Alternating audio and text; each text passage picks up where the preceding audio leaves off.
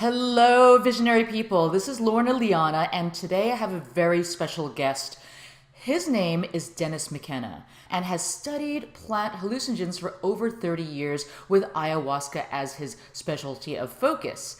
Now, the topic of our conversation today is the pharmacology of ayahuasca. Specifically, we are going to find out how ayahuasca works in the body pharmacologically and what some of those effects, how those effects may have therapeutic benefits in modern Western medicine. So thank you so much for joining us today, Dennis. How are you? I'm well, Lorna. I'm happy to be here. It's a great day. It's a little bit snowy out there, but I'm in here, so it's all good. Great. So let's head on to our jungle talk, and we can imagine that we're in the tropical jungle, even though it's also cold here where I am in Southern California. So first, I'd love to ask you, because I am not a scientific person at all, what exactly is pharmacology? Well, pharmacology is the study of drugs, basically. Pharmaco, from the Latin pharmaco, drug or medicine. And pharmacology is the study of how drugs work, primarily, how they're absorbed and metabolized in the body, what targets they interact with in the body to do whatever it is they do. So it's, drugs are chemicals, right? And the body processes chemicals in various ways, and they have different actions. So broadly, pharmacology is the study of drugs and how they work. Okay, so, for example, takes coffee. So we have the pharmacological effects of caffeine, how it makes us really alert and kind of jittery. So the effects of caffeine would be considered an aspect of pharmacology. Is that correct? Absolutely. The pharmacology of caffeine is very well understood. And yes, it's a central nervous system stimulant, mild stimulant, and it works on a set of receptors in the brain called adenosine receptors. Receptors in the brain are often named after the endogenous chemical that interacts with those receptors. Caffeine, in this case, happens to inhibit these adenosine receptors. And so, the adenosine receptors, when they're not inhibited, tend to keep you kind of dampened down. And so caffeine, by blocking that action, they actually kind of disinhibit those receptors, and then you get all jacked up on caffeine, right? So, and this is a good illustration of, an element of pharmacology, which is that, a drug will bind to a receptor, somewhere in the body. It might be a brain receptor, like a neurotransmitter, or it might be an enzyme somewhere, but it has a target. So in that sense, I'm using the word receptor quite broadly and quite generically. Whatever its target is, maybe it's an enzyme. We'll get into this more when we talk about ayahuasca. But caffeine, for example, binds to an adenosine receptor, and it blocks the what it would normally do. So, you tend to think of this: if a drug comes in and it hits a receptor, it does something, it inhibits something. But as often as not, it blocks something from happening that normally would happen. That's really interesting. So with ayahuasca, then, what is happening? Is it binding to something? Is it blocking something? How exactly is ayahuasca interacting with our body and minds? Okay, so this is a good illustration of exactly what we were talking about, because ayahuasca is a combination of two plants, at least two plants, but always two plants, one of which contains dimethyltryptamine, right? Dimethyltryptamine, or DMT, is the psychedelic component of ayahuasca. It's the one that gives you the visionary kick, if you will. But the thing about DMT is it's a powerful psychedelic, but it's not orally active. And so you can eat DMT all day and nothing will happen because it is inactivated by enzymes in your guts called monoamine oxidases. And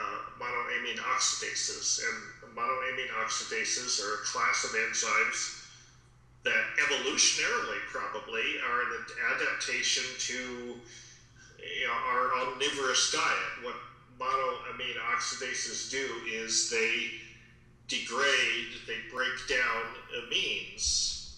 Amines are nitrogen-containing compounds that contain, in the chemist sense, NH2. They contain nitrogen. I don't know how to explain it. They contain amine groups, like as in amino acids. So in chemical nomenclature, amines are any compounds that contains an NH2 group, a nitrogen and two hydrogens, right? So these, I hope I'm not getting too complicated, but these enzymes basically, as omnivorous primates, we consume a lot of amines in our diet, right? Some of them are toxic. Some of them are hallucinogenic, like DMT. We have developed these monoamine oxidase inhibitors over the course of monoamine oxidases over the course of evolutionary time to protect ourselves from these toxic amines in our diet. Right? Okay. Because some of them have very strong effects on the heart. They can, they raise blood pressure. Those are the so-called pressor amines that interfere with your heart, and that can be dangerous. So we've adapted to the amines in our diet by developing these internal detoxification mechanisms. Well, the same thing applies to DMT. A lot of plants contain DMT. We eat them. We're not affected by them because that monoamine oxidase is taking care of them. That's detoxifying them. And obviously, you can't go around high on DMT all the time, right? It would be hard to function. You're not going to get a lot done. Can't drive a car. Can't have a conversation with your banker or accountant or. Can't do very much, except be in that place. Well, so normally, for ordinary functioning in the real world, we don't want to be loaded on DMT all the time, right? But once in a while we do. We want to take DMT and have the experience. Well, DMT, as I say, is inactivated by these monoamine oxidases in the stomach. So indigenous people have figured out other ways to take it. Some make snuffs out of it, and then you bypass that whole mechanism because you're not administering it orally. You're just going around that whole monoamine oxidase protective, defense system that's built into your physiology. But DMT, when it's taken that way, when it's taken as a snuff or in indigenous cultures or smoked, you can smoke the synthetic compound in a glass pipe, in a crack pipe. You can have a very strong but very short, intense psychedelic experience. So, MAO, monoamine oxidase, it's not exposed to MAO, so it sneaks in. But the other way to do it is to take a monoamine oxidase inhibitor, take something that will inactivate those enzymes so that the DMT is protected in the gut, it's absorbed intact into the bloodstream, into the brain, and then it has the effect, but the effect is quite extended compared to DMT taken as a snuff because it takes time to be absorbed and time to be metabolized. So instead of a 10 or 15 minute experience, you have maybe a 4 or 5 hour experience with DMT. This is the secret of ayahuasca. Ayahuasca is made from two plants.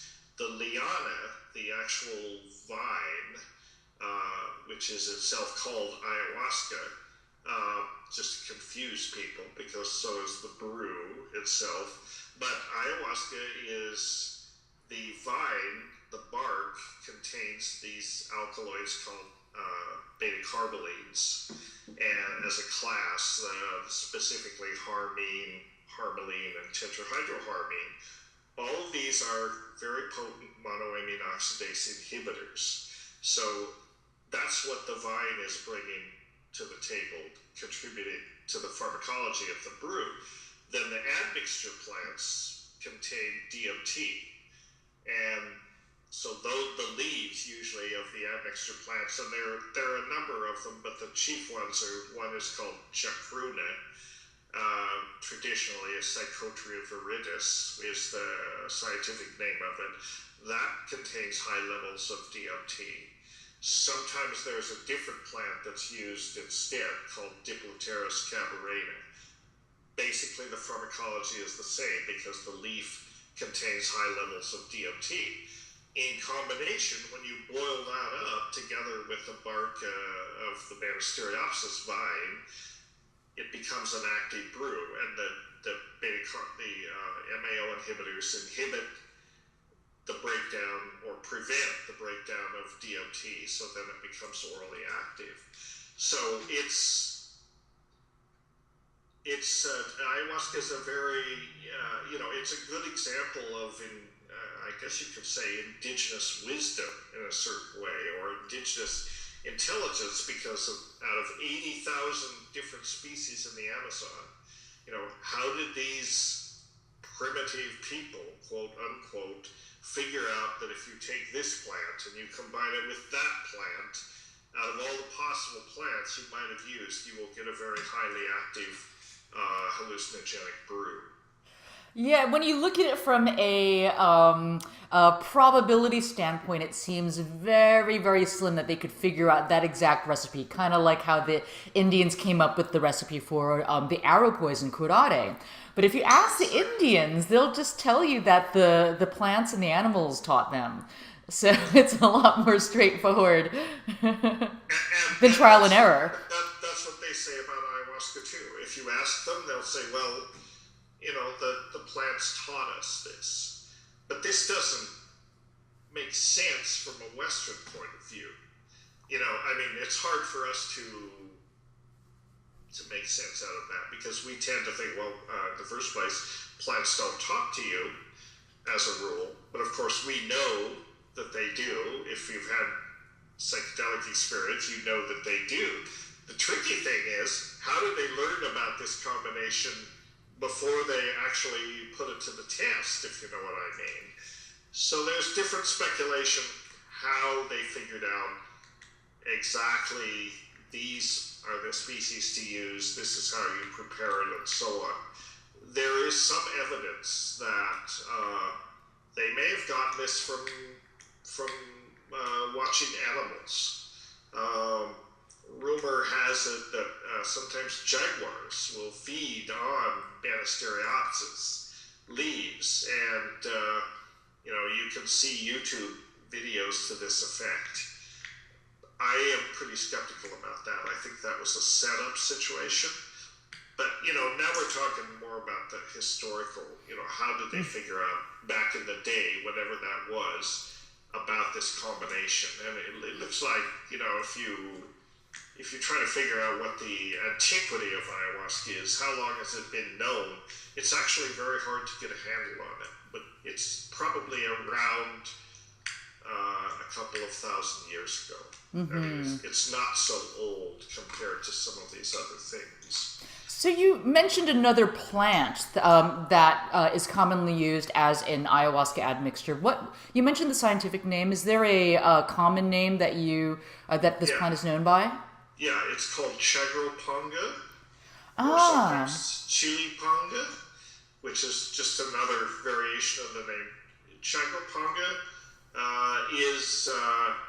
it is also a vine. It's in the same family as Manisteriopsis, but it has a different chemistry. So, and the chemistry is that the leaves contain high levels of DMT, and not much else, no other related alkaloids. So both chili panga and chacruna are suitable admixture plants because they are clean sources of DMT. There aren't a lot of other alkaloids kind of clouding the thing.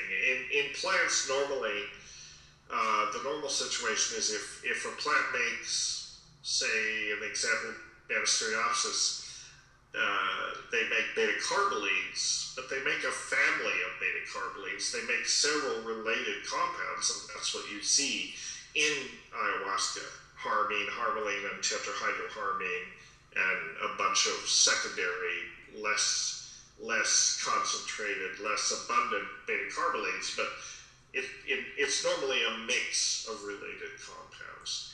So these plants, and even in the tryptamine-containing plants, like the snuffs, for example, that the Yanomami use, made from a different plant, Varrola, they contain DMT, but they'll also contain 5-methoxy-DMT, and they'll contain other tryptamines as well. So it's not a clean source of tryptamines. Chili panga and chacruna are pretty clean. If you do analysis of them, you'll just get one peak, and that peak is DMT. So it's an ideal admixture plant. How do you spell chili panga? I'm not sure. Chili panga. I think I've heard it chali panga, but I don't. Yeah, is maybe. It different? Yeah, chali panga. I think that is a. What I know is the traditional name here is chagropanga. I see. Okay, great. Have you noticed that there's a different experience between the chacruna versus the chagrapanga? There are some differences, but it's basically on the pharmacology level. The pharmacology is the same. It's DMT rendered orally active by monoamine oxidase inhibitors, the beta-carbolines. Chali panga or chagrapanga sometimes contains higher levels of DMT, so it's stronger, it's more intense. But now people are there are many sources of DMT that could be used as admixture plants. People are developing ayahuasca analogs, for example, that use maybe Banisteriopsis bark, but they'll use the root bark of Mimosa hostilis, which is another natural source of DMT, very high in DMT, relatively pure. It's not mucked up with other tryptamines, but that is a plant that's never been used traditionally as an admixture to ayahuasca. Mm-hmm. The new ayahuasca, the experimenters, Western experimenters have used this plant because it's hard to get chacruna, it's hard to get chagrapanga. Until recently, it was quite easy to get Mimosa hostilis because it actually has other uses. But now I think they've even cracked down on the importation of that one too. So. Wow. Okay. There Yeah. are lists of others, though, plenty that they don't know about.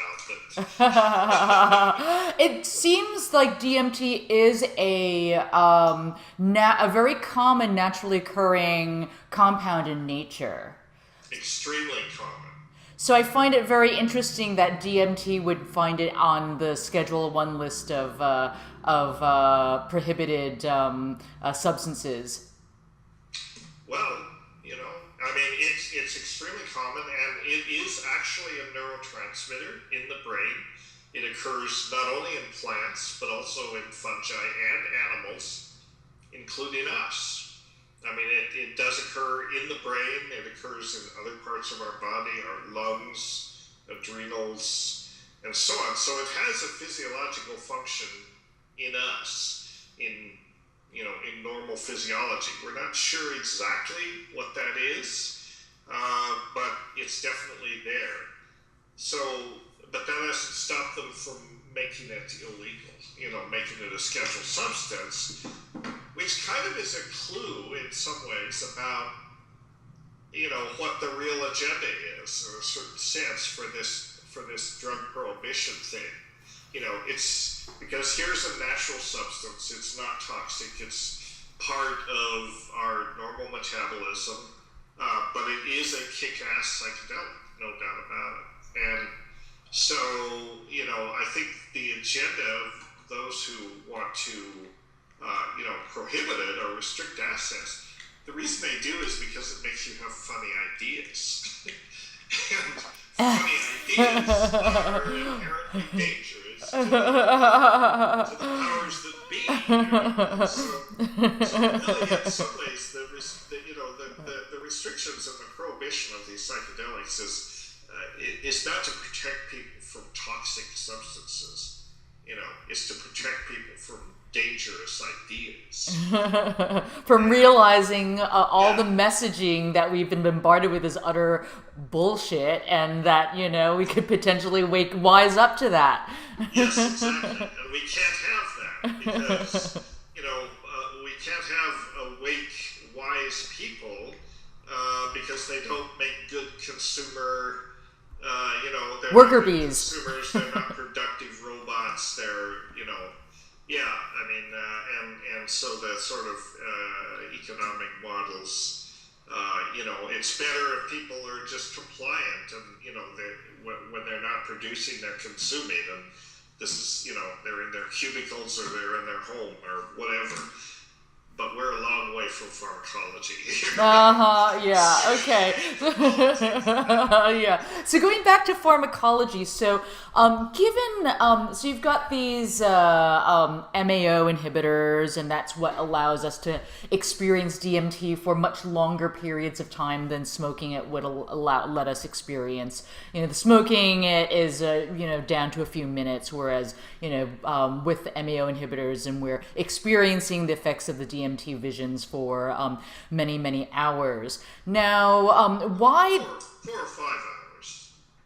4 or 5 hours, not many. I don't know how many. I don't know. I had one ayahuasca journey that was a full-on 9 or 10 hours. But I think it happens. So then, what's going on with people that are on certain types of antidepressant medications? I believe a certain class, and I'm not a chemist, SSRI? Yes, SSRIs, which stands for Selective Serotonin Reuptake Inhibitors. Okay. Right? And they should not be mixed with ayahuasca. Why is that? What's going on chemically? Well, what's going on is that ayahuasca modulates, serotonin. DMT works on serotonin receptors, right? In the brain, it works on a subtype of serotonin receptors called serotonin 2A receptors. That's how it does what it does. It is what pharmacologists call an agonist at those receptors. In pharmacology, there's a sort of fundamental concept. Drugs are either agonists or antagonists. They either block the action of the internal compound or the internal neurotransmitter, or they sort of mimic it. And an agonist will sort of mimic it because molecularly it's different. It won't be exactly the same as the natural neurotransmitter. So DMT is an agonist at serotonin receptors. It activates those receptors, and then you have the visionary effects. Okay, so SSRIs, serotonin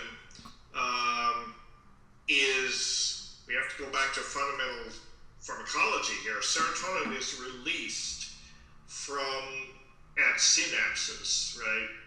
And it travels across the synaptic gap, across the synaptic cleft, and then there are receptors on the receiving neuron. These 5-HT2A receptors are on the surface of the receiving part. I wish I could draw pictures. Might be easier, but so they float across the synaptic cleft and they bind to these receptors on what's called the postsynaptic membrane, right?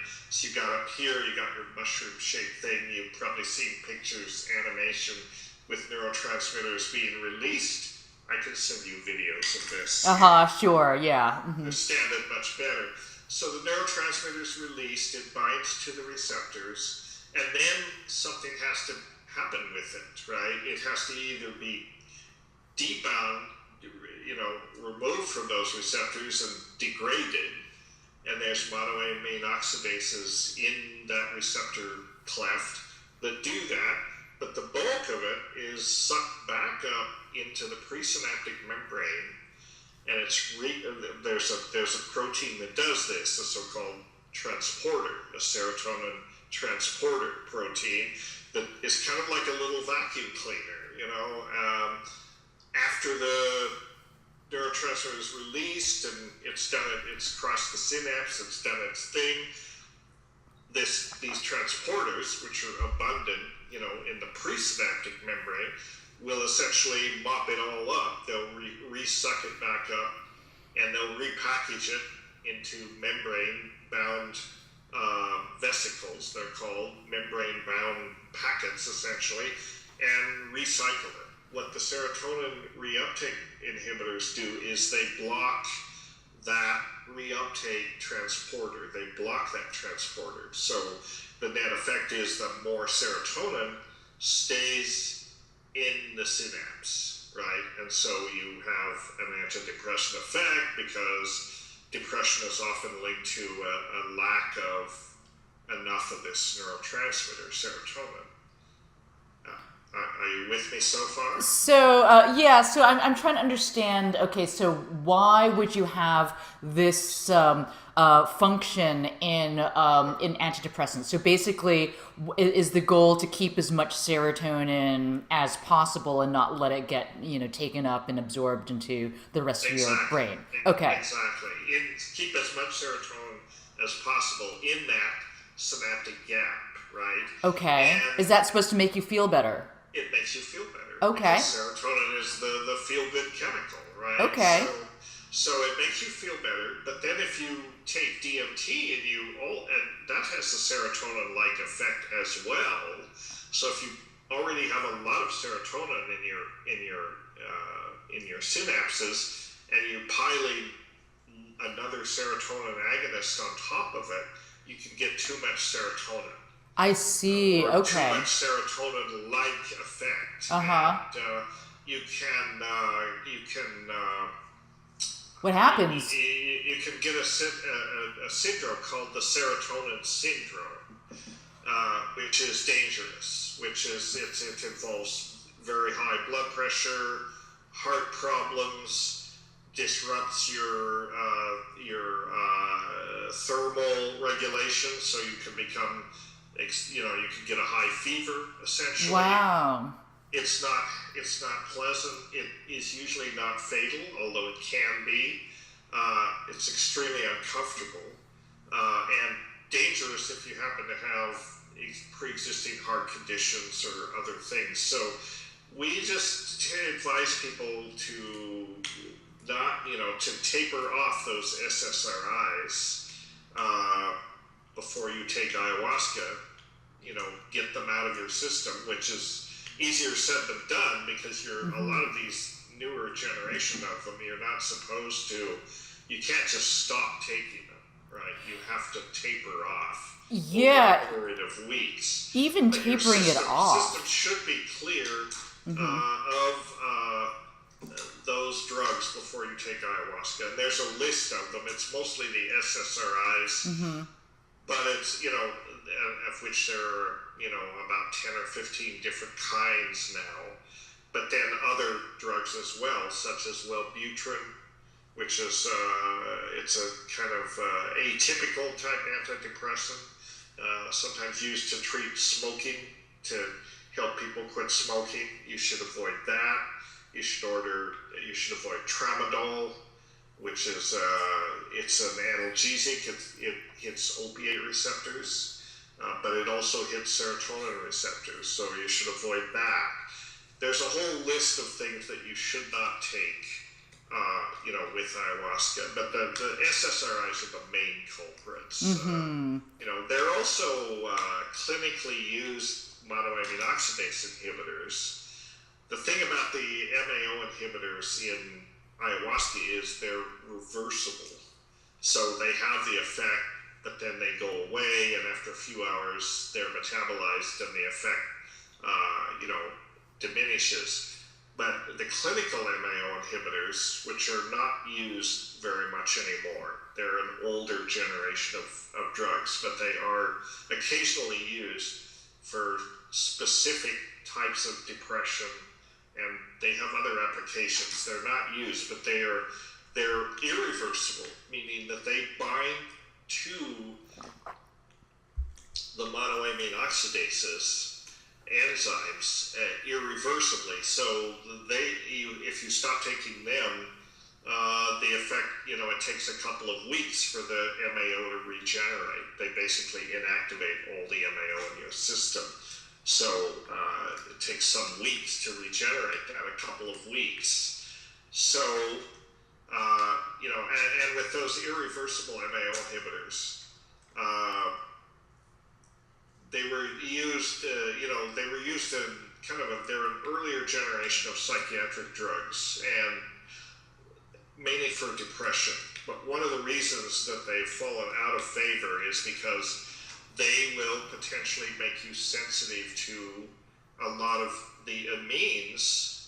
Remember, we were talking about amines, which occur naturally in our diet. So you have to be very careful what you eat if you're on these MAO inhibitors. You can't eat any fermented cheeses. You can't drink wine. You can't eat chocolate. No! Right, exactly. That's no fun at all. It sounds like it's worse to be on these antidepressants. I think I'd just find a bridge and jump off. I know. But amines are quite widespread, and they're found in a lot of these cheeses and fermented foods and legumes, any leguminous vegetable. They have these amines. So if you're on these irreversible MAO inhibitors like iproniazid, tranylcypromine, those are the two main ones, then you have to be extremely careful about what you eat. So they don't use those anymore, for that reason. That's a good thing. I mean, I can't even tell you how many cases and, even people that I've known that have had such a hard time getting off their antidepressant drugs. Like, they bring it down till they're on the bare minimum dose. And it's that last, it's like going completely clean and off it that just, they're not able to. And, Yes. It's a very, very, terrible thing to be addicted to. And of course that means that it may close the door to even experiencing ayahuasca because you're already, on this other drug that, it's... Most people can safely take ayahuasca if they're taking the minimal dose, if they've made an effort, I wouldn't tell anyone to do this. I would say get off the ayahuasca, get off the SSRI. But, the fact is, if you just can't, then if you get down to a minimal dose, you can safely take ayahuasca. But it's not something, that's kind of a nuanced aspect of it. And the message you want to give to people is no, get off the SSRI. Now, it's interesting. Part of that is because of the three beta-carbolines in ayahuasca, in the Banisteriopsis, harmine, tetrahydroharmine, and harmaline, which is actually just the least abundant. It's kind of a trace. But harmine and harmaline are MAO inhibitors, right? But tetrahydroharmine is a two-faced character. And it is a MAO inhibitor. It's a rather weak MAO inhibitor compared to the other two, but it's a rather potent SSRI. So it itself has that uptake inhibition effect, which is another reason you don't want to combine it with pharmaceutical SSRIs, because ayahuasca's got its own built-in SSRI in the form of this alkaloid, which has a lot to do with the long-term therapeutic and antidepressant effects of ayahuasca. It's really an interesting story. This came out when we did this biomedical study of ayahuasca with the UDV Church in the 90s. One of the questions we had, we naively asked sort of, was, is there any biochemical difference? Is there any biochemical or physiological or neurological difference between long-term drinkers of ayahuasca and ordinary people or non-drinkers, I guess? That's fascinating. So what did you discover? Question, right? We didn't really know, but we thought it was so we screened our subjects after they'd taken ayahuasca and after there had been time for it to all wash out. We measured different receptors, knowing that it was not, an acute effect of ayahuasca, because we'd given it a chance to wash out. What we found was in the drinkers, in the long-term ayahuasca users, this serotonin transporter in the presynaptic membranes, the one that takes it back up, the one that the SSRIs block, that receptor was increased in abundance, essentially. So, in a presynaptic membrane, these are proteins, right? Embedded in the membrane. So you can say, well, there are 100 proteins per square micron, or whatever you might want to think of it, of membrane. Suddenly that was increased by a factor of 10 or 100-fold. So these people actually have a very much more efficient system of serotonin transporters. They have more abundant serotonin transporters. So what does that mean? Does that mean they have much more potential to be happier people, or more balanced, more emotionally fulfilled? How does that translate to the human experience? We're not sure exactly what it means, but we're not sure what the mechanism of this would be. We're into speculation here, but there is a clear chemical difference, right? The drinkers are biochemically different than non-drinkers if they're long-term, because they have this elevated abundance of the serotonin transporters. We weren't even sure what it meant when we made this finding, but we started looking into the literature, and it turns out there's a whole literature on various cognitive and psychological and neurological deficits that are associated with an abnormal deficit in these transporters. In other words, abnormally low levels of these transporters is associated with alcoholism, certain kinds of alcoholism with violent tendencies. It's associated with suicidal behavior, suicidal depression, even homicidal behavior. Various kinds of behavioral dysfunctions are neurologically associated with low levels of these transporters. And interestingly, when we did this study with the UDV, we also did psychological profiling of all these people. All of them, basically, when they joined the UDV, they were pretty dysfunctional people. A lot of them were serious alcoholics or drug addicts or, involved in violence, domestic violence, and all this sort of thing. They came to the UDV. Usually a friend who was a member of the church would invite them to come to the ceremony, and the people came because they were in a state of spiritual crisis. They were in a life crisis. Their lives were, not going well. They had problems associated with their use of alcohol and drugs and their involvement in criminality and so on, almost all of them completely turned their lives around, after they started taking ayahuasca and going to the church services regularly. They basically resolved all those issues. And, they had profound experiences in their initial experiences with ayahuasca, and terrifying experiences that basically gave them a vision of, where they were going to end up if they didn't get straightened out. And they had, these very sort of life lesson visionary experiences that were presented to them. And it made them want to change. It made them want to change their lives. So we got that on the behavioral level. Then we see this neurochemical change in terms of their transporter profile. Then we go into the literature and say, transporter deficits are associated with all kinds of problems. So the implication is that ayahuasca actually reverses these deficits over time. So you get the psychological healing, which we've documented, and now we can suggest a plausible mechanism that in pharmacology there's a term called upregulation and downregulation. So the ayahuasca essentially upregulates the serotonin transporters.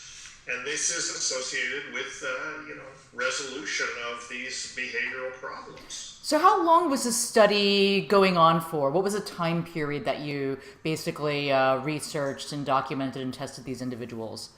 It was about 5 weeks in Manaus, Brazil. We did the study at one of their temples in Manaus. So we did various things. We conducted extensive, psychiatrically structured interviews using a psychiatrist who spoke Portuguese and could do the translation.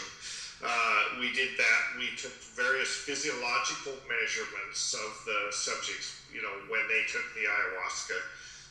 We measured obvious things like heart rate and blood pressure and pupil dilation and all that, but we took blood samples as well, and then we froze those and took those back to the lab, and that's where we could look at the receptor modulation, the receptor response, because the platelets in the blood are commonly used in neuropharmacology as a peripheral marker of what's going on in the brain, right? So we were measuring the serotonin transporters in the platelets, and that's kind of, the inference is that a similar phenomenon was going on in the brain, a similar upregulation of these receptors. So that's a pretty short period of time, 5 weeks. Have you ever gone back and tried, like years later, and tested these individuals again? We didn't do any follow-up after that time. Most of them in our study were, long-term members of the church. So all of the people in our study had been in the church at least 10 years. Most of them had been in some had been in as long as 40 years, drinking ayahuasca on an average of once every 2 weeks.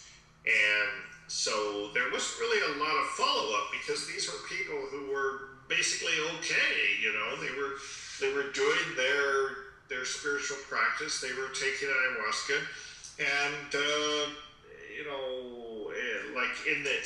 these were happy, well-adjusted people.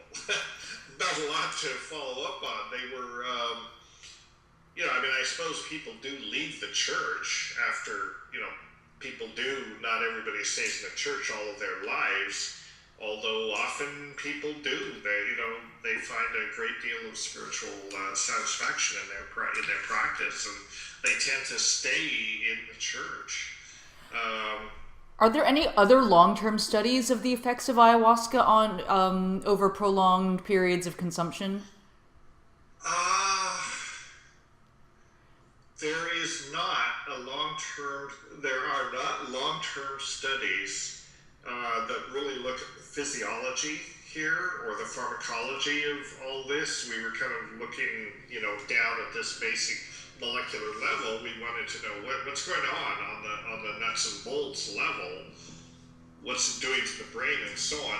There have been studies on the, long-term studies of different groups, even in the States, kind of intentional communities that use ayahuasca.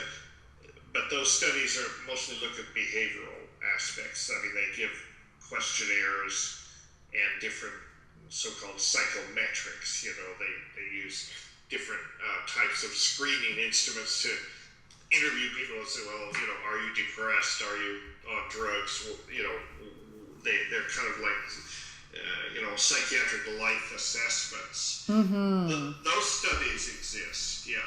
Not many. Okay. Well, it sounds like there's definitely room for much more research. And this is a very fascinating conversation, so I want to be mindful of time.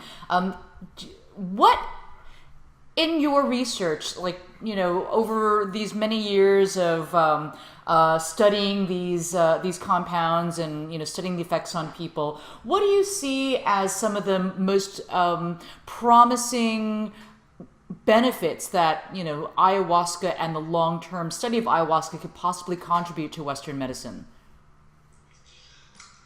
I'm sorry, I was looking for sorry, I was gonna send you a URL here that might help. We'll be sure to post it in the show notes. Yeah, well, it's PubMed. It's the National Library of Medicine's biomedical database. So it's open to everyone. It's, your taxes pay for this. And if you go to PubMed and you just put in ayahuasca, you can see what's been published about it. Quite a lot, actually, in the last couple of decades. Our study kind of got the ball rolling. Now there's over 100 studies, over 100 and almost 200 studies about different aspects of ayahuasca. So anyway, you can do your searching on that, and hopefully it will help with your background research. So in your opinion, what do you think the most promising attributes of ayahuasca are, and how could we benefit from them in Western medicine? Well, I think, numerous ways. I think that ayahuasca is, I think that ayahuasca has the potential to transform psychiatry, in effect, because many people now in our dysfunctional world suffer from these long-term problems like intractable depression, like PTSD, addictions, alcoholism, all of these things, and potentially ayahuasca, could be effective. There are not good treatments for a lot of these things, medically speaking.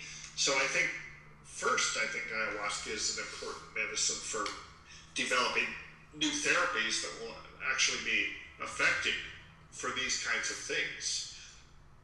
And then secondarily, I think for the rest of us, who are maybe we don't have a diagnosis, but we all have issues. Everybody has issues for their spiritual life. I think that it's also good for us. I think it's beneficial for us to teach us essentially wisdom, to be better, more compassionate, kinder, more intelligent, more, less screwed up, better people, actually. It teaches wisdom.